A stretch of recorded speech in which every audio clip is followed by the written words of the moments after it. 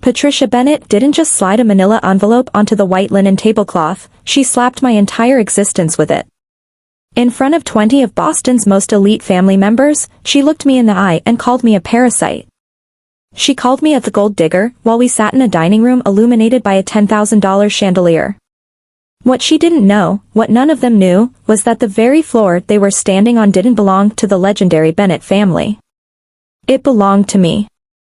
I wasn't just a guest at their table, I was the owner of the building, the land beneath it, and the future they were so desperately trying to protect. They thought they were trapping a mid-level property manager into a post-nuptial agreement that would leave me with nothing. They didn't realize that by the time the dessert was served, I would be the one deciding if they even had a roof over their heads. The silence in the Sunset Grove dining hall was thick, heavy with the scent of pine needles and the cold, metallic tang of old money. Sunset Grove was the crown jewel of Boston's luxury retirement communities, a place where the entrance fee alone could buy a mansion in most states. I sat there, 34 years old, an Asian American woman who had spent the last decade building Golden Crown investments from a two-person desk into a regional powerhouse. I had specialized in luxury retirement real estate because I understood something the Bennetts never would: stability is the ultimate currency.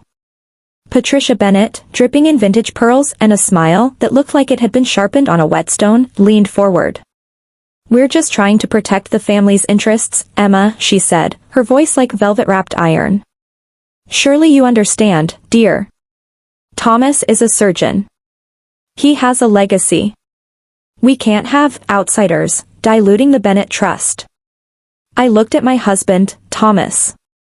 He was a brilliant pediatric surgeon, a man who saved lives daily, yet he looked like a trapped child in this room.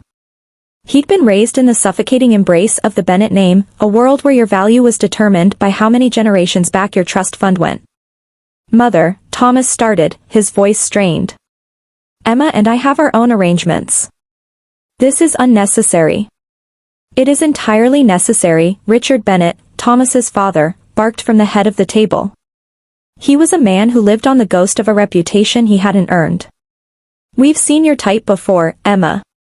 No family connections, no trust fund, just this mysterious job you're so vague about. And now, suddenly, you're married to the most eligible bachelor in the city. The math doesn't add up." I picked up the post-nup. It was a masterpiece of legal cruelty. If we divorced, I would receive a flat sum of $50,000 and zero rights to any perceived joint assets. It was designed to ensure I walked away as a pauper.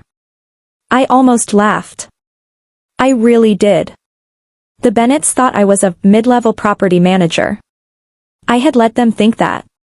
When I met Thomas 3 years ago, I wanted someone to love me for Emma, not for the Chen Group or the 30-plus luxury developments I oversaw. Thomas knew I was successful, but he didn't know the scale. He didn't know that my father had left me the seeds of an empire that I had grown into a forest. The Bennetts, on the other hand, were land-rich and cash-poor. They lived on the interest of the interest, clinging to a lifestyle their actual bank accounts could no longer support. My firm had secretly audited their family holdings last year during a potential acquisition search. I knew their tax returns better than they did. "I think," I said, setting the papers down and looking at Richard, "there are some misconceptions here about who is protecting whom." "The only misconception," Richard sneered, "is that you fit in here. Do you have any idea what it means to be a Bennett in this city?"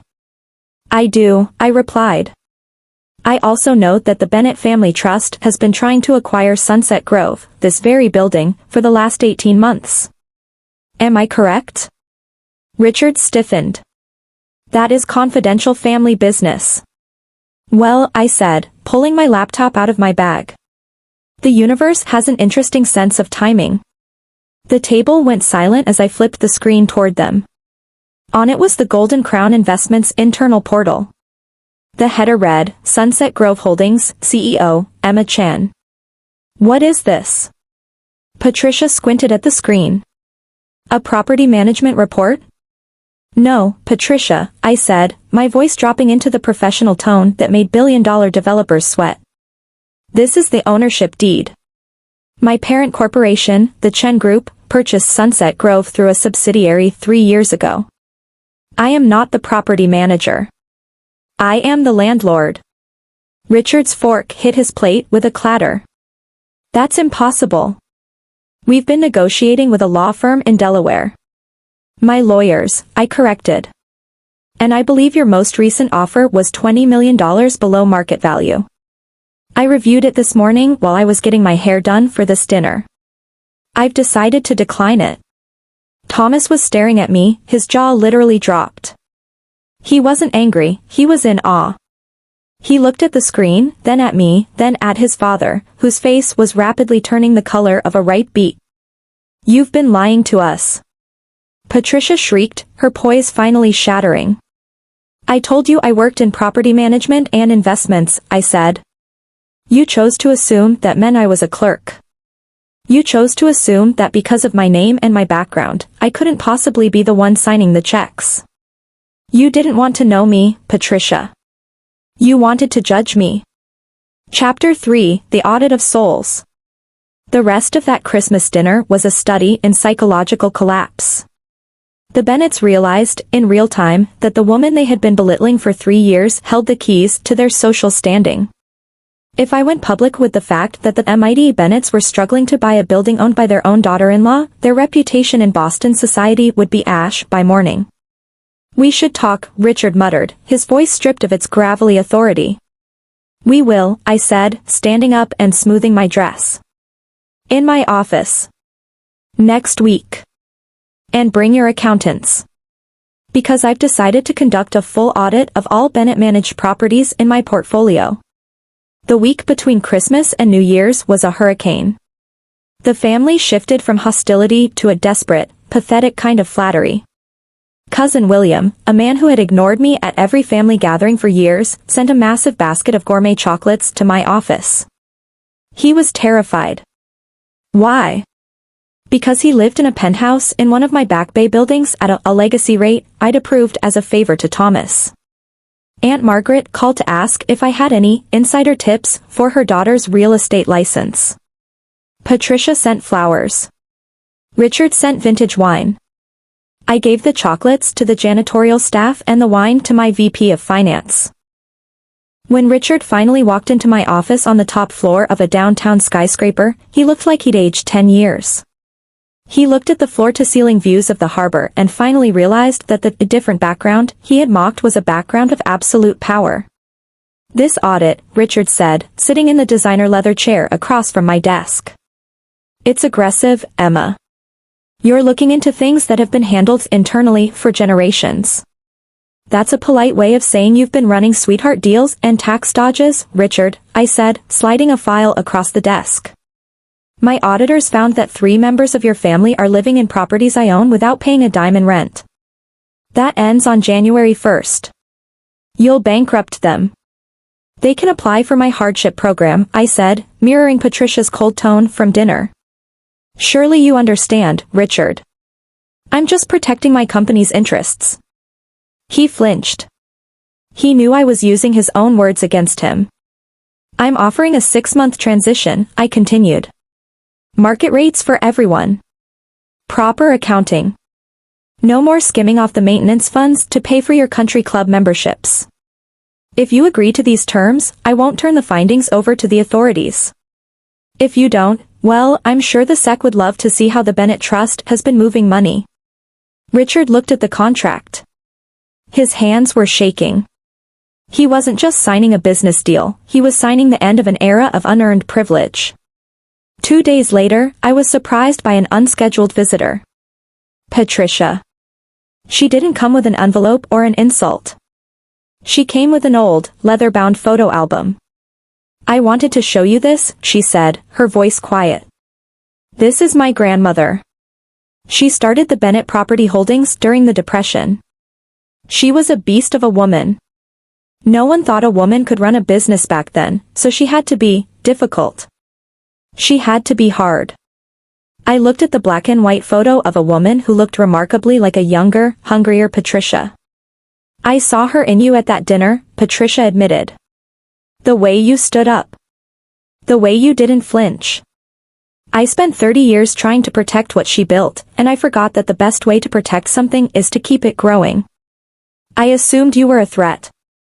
I didn't realize you were the evolution. It was the closest thing to an apology I would ever get from a Bennett. I accepted it. Would you like to hear about my father? I asked. He's the one who taught me that a real investor doesn't just look at the building. They look at the foundation. We talked for 3 hours. We talked about the weight of being a woman in a room full of men who expect you to be quiet. For the first time, I didn't see a villain. I saw a woman who had been a prisoner of her own gilded cage for so long she'd forgotten how to open the door. Thomas and I hosted New Year's Eve at our home, a penthouse that I owned, which the family had previously assumed we were renting from a friend. The dynamic had shifted entirely. Richard was polite. Patricia was attentive. Cousin William was actually paying attention to his wife for once because he knew I was watching his behavior. As the countdown to midnight began, Thomas pulled me into the kitchen. You know they're terrified of you now, right? He whispered, his eyes dancing with a mix of love and amusement. Good, I said. Fear is the first step toward respect for people like them. I have something for you, he said, reaching into his pocket. He pulled out the manila envelope from Christmas dinner. It was crumpled and stained with wine. I found this in the trash at my parents' house, he said. I wanted to burn it together. I shook my head. No. I want to keep it. I'm going to frame the first page and put it in my office. Why? Because, I said, leaning in to kiss him. It's a reminder that no matter how much money someone has, they can never truly see your value until you force them to look. I didn't marry you for your name, Thomas.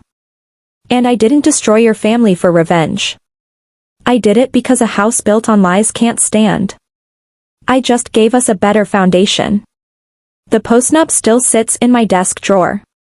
It's unsigned, a relic of a battle that was won before it even started. Last week, we found out I'm pregnant. I haven't told the Bennetts yet. I'm waiting for the next family dinner. I want to see Patricia's face when I tell her that the next generation of the Bennett legacy is going to have a very different background. They'll have the Bennett name, yes. But they'll have the Chen Group's grit.